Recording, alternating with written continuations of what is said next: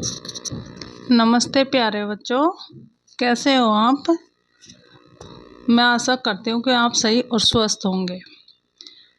देखिए, आज हम पढ़ेंगे सामाजिक एवं राजनीतिक जीवन वाली जो हमारी बुक है उसका अध्याय फर्स्ट, विविधता एवं भेदभाव। इसको इंग्लिश में बोलते हैं डाइवर्सिटी एंड डिस्क्रिमिनेशन। ठीक है। अब देखो, विविधता एवं भेदभाव। तो विविधता क्या होती है? जैसे हमारा देश है तो हमारा देश कैसा है? विविधताओं वाला। क्यों? क्योंकि यहाँ पर बहुत सारे धर्म के लोग रहते हैं। ठीक है, बहुत सारे अलग अलग त्योहार मनाए जाते हैं, फिर भी सब में क्या है? मिलजुल कर एक साथ रहते हैं, क्योंकि सब में राष्ट्रीय प्रेम की भावना है। ठीक है। और भेदभाव आज हम ये पढ़ेंगे। देखिए, भारत विविधताओं वाला एक देश है। ठीक है। संसार में 8 मुख्य धर्म है। यहाँ पर पूरे संसार की बात हो रही है, विश्व की। तो कितने मुख्य धर्म है? 8। कौन कौन से? हिंदू, मुस्लिम, बौद्ध, सिख, जैन, पारसी, क्रिश्चियन, जैनिस, जिन्हें यहूदी कहते हैं। ठीक है। अब हमारा जो संविधान है, संविधान क्या है? संविधान एक बुक है जिसमें नियम कानून लिखे हुए हैं हमारे देश को चलाने के लिए। ठीक है। तो जो संविधान है उसमें 4 नई भाषाओं को जोड़ा गया है। तो संविधान में 18 भाषाएं पहले ही थी और 4 भाषाओं को जोड़ दिया गया है। तो कितनी हो गई? 22 भाषा। अब देखो, 19वीं कौन सी जोड़ी? बोडो, जो असम की है। और 20वीं डोगरी, जो जम्मू कश्मीर की है। और 21वीं मैथिली, जो बिहार की है। और 22वीं संथाली, जो झारखंड की है। ठीक है। अब देखो, भारत में 100 से भी ज़्यादा नृत्य है। भारत में कितने नृत्य है? 100 से भी ज़्यादा। ठीक है। अब एक शब्द आता है विकलांग। ठीक है। तो विकलांग जो शब्द आता है वो कैसा होता है? जो बच्चे जिनके हाथ पैर सही नहीं होते, जो खुद से ठीक से चल नहीं पाते। ठीक है। ऐसे जो विकलांग बच्चे होते हैं उनको क्या बोलते हैं? अब सरकार ने उनका नाम बदल कर क्या रख दिया? खास जरूरतों वाले बच्चे। ठीक है। इनको खास जरूरतों वाले बच्चे कहते हैं। अब हम पढ़ेंगे पूर्वाग्रह। देखो प्यारे बच्चों, पूर्वाग्रह क्या होता है? जब हम किसी के बारे में पहले से सोच लेते हैं कि ये गंदा है, ये अच्छा नहीं है, या फिर किसी धर्म विशेष के बारे में हम सोच लेते हैं कि ये धर्म अच्छा है, ये बुरा है, तो वो क्या है? पूर्वाग्रह। हमने पहले ही उसके बारे में अपनी अवधारणा बना ली है, सोच बना ली है। ठीक है। अब देखते हैं पूर्वाग्रह। जब हम किसी के बारे में पहले से कोई राय बना लेते हैं और उसे हम अपने दिमाग में बिठा लेते हैं तो वह पूर्वाग्रह का रूप ले लेती है। पूर्वाग्रह क्या होता है? एक नकारात्मक राय, नकारात्मक सोच। ठीक है। जैसे लोगों के धार्मिक विश्वास, चमड़ी का रंग आदि। ठीक है। चमड़ी का रंग से हम समझ सकते हैं कि हम ये सोचते हैं कि दक्षिण भारत के लोग जो होते हैं वो काले होते हैं, लेकिन ऐसा नहीं है। कुछ लोग गोरे भी होते हैं और हमने उसके क्या बना रखा है? हमने अपने दिमाग में पहले से एक सोच बना रखी है उनके प्रति। तो वो क्या? हमारा पूर्वाग्रह। अब हम पढ़ेंगे रूढ़िबद्ध धारणा। जब हम सभी लोगों को एक ही छवि में बांध देते हैं या उनके बारे में पक्की धारणा बना लेते हैं। ठीक है। तो जैसे हम पढ़ते हैं मुसलमानों में एक राजा हुआ था, औरंगजेब। ठीक है। तो वो कैसा था? वो कट्टर मुस्लिम राजा था। ठीक है। तो जो कट्टर लोग होते हैं वो उन्हीं को कहते हैं रूढ़िबद्ध लोग। ठीक है। वो अपने आपको अपनी विचारधारा को सही मानते हैं। अब हम पढ़ेंगे असमानता व भेदभाव। अब असमानता, यदि हम ए को हटा दे तो क्या हो जाती है? समानता। समानता क्या है? सभी लोगों को समान मानना। और ए का मतलब होता है नहीं। ठीक है। तो असमानता, तो सभी लोगों को समान नहीं मानना है, क्या है? असमानता। और भेदभाव क्या होता है? जब हम ये सोचते हैं ये ऊंची जाति का है, ये नीची जाति का है, ठीक है। हाँ, जैसे गांव के में बहुत सारे अब भी लोग होते हैं जो छुआछूत की भावना को मानते हैं, ठीक है।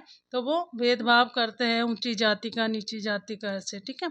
अब हम पढ़ेंगे, भेदभाव तब होता है जब लोग पूर्वाग्रह या रूढ़िबद्ध धारणा के आधार पर व्यवहार करते हैं, ठीक है। पूर्वाग्रह हमने देखा पहले से, ये कि सोच बना लेना दूसरे के प्रति, ठीक है, और पक्की धारणा बना लेना, ये इनके आधार पर ही क्या होता है, असमानता व भेदभाव। अब असमानता और भेदभाव के क्या कारण है? एक तो यह है कि संस्कृति को मूल्यवान नहीं समझा जाता। जो लोग होते हैं नीची जाति के, उनकी संस्कृति को मूल्यवान नहीं समझा जाता, ठीक है। और दूसरा होता है कि जरूरतों को पूरा करने के साधन उनके पास नहीं होते हैं, ठीक है। अब देखते हैं असमानता व भेदभाव में आजीविका का क्या महत्व है। देखिए आजीविका, देखिए इनका काम क्या होता है, बढ़ईगिरी का, मछली पकड़ने का, पढ़ाने का, खेती करना, बुनाई करना, बर्तन बनाना, साफ सफाई करना, कपड़े धोना, बाल काटना, कचरा उठाना, ये सब इनके काम होते हैं, ठीक है। तो ये जो है सफाई करना, कपड़ा धोना, बाल काटना, कचरा उठाना आदि जो काम होते हैं, इनको क्या करते हैं, समाज में इन कामों को कम महत्व दिया जाता है और गंदा व अपवित्र माना जाता है। यह जाति व्यवस्था का महत्वपूर्ण उदाहरण है, ठीक है।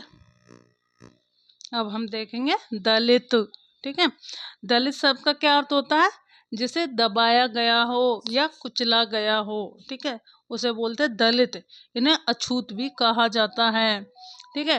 सामाजिक पूर्वाग्रहों और भेदभाव ने दलित लोगों को दबाकर रखा है। समाज में जो लोग हैं पहले से इनके बारे में धारणा बना चुके हैं, ठीक है। इसलिए सामाजिक पूर्वाग्रह और भेदभाव ने दलित लोगों को दबाकर रखा है। सरकार ने इन्हें अनुसूचित जाति के वर्ग में रखा है। सरकार ने इन्हें किस में रखा है, अनुसूचित जाति के में रखा है, ठीक है। अब हम पढ़ेंगे अछूत। अछूत कौन होता है, कचरा उठाने वाले, मरे हुए जानवरों को हटाना, इनका काम होता है कचरा उठाना, मरे हुए जानवरों को हटाना। और गांव के कुएं से पानी लाने की इनको इजाज़त नहीं होती थी, ठीक है। ये अगर जिस कुएं से पानी ले आए तो उसको अपवित्र और अछूत माना जाता था। वो उसमें मानते थे कि भाई पानी इन्होंने अपवित्र कर दिया है। और इनको मंदिर में घुसने की भी आज़ादी नहीं होती थी, मंदिर में इनको जाने नहीं दिया जाता था अंदर। दूसरी जाति के बच्चों के साथ स्कूल में पढ़ने की आज़ादी भी इनको नहीं थी। जो दूसरी जाति यानी ऊंची जाति के जो बच्चे होते थे, उनके साथ इन अछूतों के बच्चों को एक साथ बैठ करके पढ़ने की भी आज़ादी इनको नहीं थी।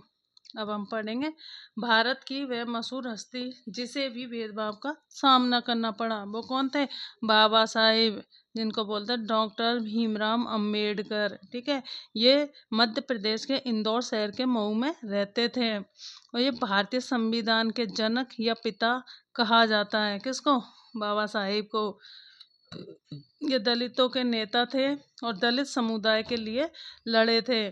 1891 से 1956 तक ये रहे थे। महार जाति के थे। इनकी पत्नी का नाम रामाबाई था, जो एक सामाजिक कार्यकर्ता थी। डॉक्टर भीमराव अंबेडकर पहले व्यक्ति थे जिन्होंने अपने कॉलेज की पढ़ाई पूरी की थी और वकील बनने के लिए इंग्लैंड गए थे, ठीक है। तो बाबा साहिब पहले व्यक्ति थे जिन्होंने अपने कॉलेज की पढ़ाई पूरी की थी और वकील बनने के लिए कहाँ गए थे, इंग्लैंड। अब हम पढ़ेंगे इन्होंने कौन सा धर्म अपनाया था, बाबा साहेब ने बौद्ध धर्म अपना लिया था। और ये भारत के पहले कौन थे, विधि मंत्री, जिनको हम कानून मंत्री भी कहते हैं। 26 नवंबर को राष्ट्रीय विधि दिवस मनाया जाता है। कब मनाया जाता है, 26 नवंबर को। डॉक्टर भीमराव अंबेडकर ने अनुच्छेद 32 को संविधान की आत्मा कहा है। संविधान की आत्मा किसे कहा गया है, अनुच्छेद 32 को किसने कहा, बाबा साहेब ने, ठीक है। डॉक्टर भीमराव अंबेडकर ने अनुच्छेद 32 को संविधान की आत्मा कहा है। डॉक्टर भीमराव अंबेडकर को 1990 में भारत रत्न मिला था। क्या मिला था, भारत रत्न, जो भारत का सर्वोच्च पुरस्कार है। बाबा साहब कहते थे कि ऐसा धर्म होना चाहिए जो सभी को समान निगाह से देखे। तो बाबा साहब कहते थे कि सभी के लिए समान धर्म होना चाहिए। जो हमारे भारत के झंडे पर अशोक चक्र लगवाने वाले डॉक्टर भीमराव अंबेडकर ही थे। जो हमारा झंडा है, हमारा फ्लैग है, उस पर अशोक चक्र किसने लगवाया था? डॉक्टर भीमराव अंबेडकर जी ने। ठीक है, अब इन्होंने क्या किया? समानता के लिए संघर्ष, संघर्ष यानी लड़ाई करना। ब्रिटिश शासन में आज़ादी के लिए संघर्ष किया और समानता के लिए। ठीक है, इन्होंने आज़ादी के लिए और समानता के लिए क्या किया? संघर्ष किया था। इन्होंने कहा कि दलितों को मंदिर में प्रवेश करने दिया जाए। जो दलित थे उनको मंदिर में प्रवेश नहीं करने दिया जाता था। महिलाओं को शिक्षा का अधिकार की इन्होंने बात कही थी।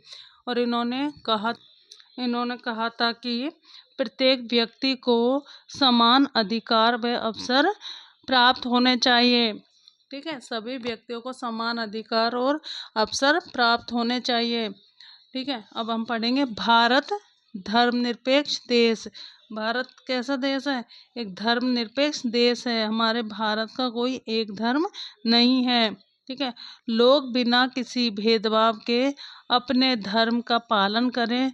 ठीक है, सभी लोग, जितने धर्म के लोग रहते हैं भारत में, सभी अपने अपने धर्म का पालन करें और एकता के रूप में इसको देखा जा सकता है।